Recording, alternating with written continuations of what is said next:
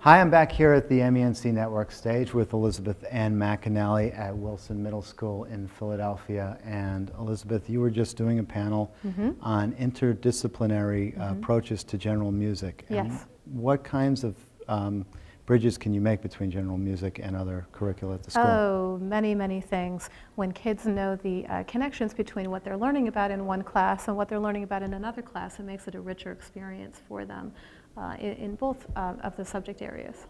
So let's take a history example. Can you give me an example of how you use that in your classroom? Well, sometimes we play the before, during, and after game. Okay. For example, was Scott Joplin born before, during, or after the Civil War? Interesting. And by knowing that fact, the kids know a little bit more about the composer. Interesting. So then they tie how that music came about to other cultural things that are going on at the time. And I guess it also works the other way, right? Some music has certainly spurred some cultural change in this country. Absolutely.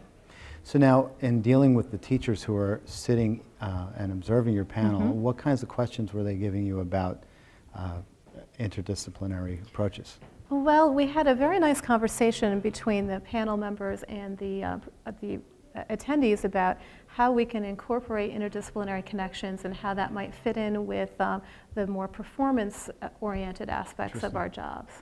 So can you give me an example of how that might be? Well, we talked a little bit about how when kids know more about the music that they're performing, that is going to make them better musicians in the long run, and that hopefully 5 years down the road, 10 years down the road, they don't just remember the song, but they remember all those connections too. Right, and now it seems like interdisciplinary approaches are growing in this country, and what do you see for the future? Do you think that's going to be part of the future of music education I think it's going to have to be, especially with the emphasis on high stakes testing. If we are trying to operate in isolation, I think we're going to fail.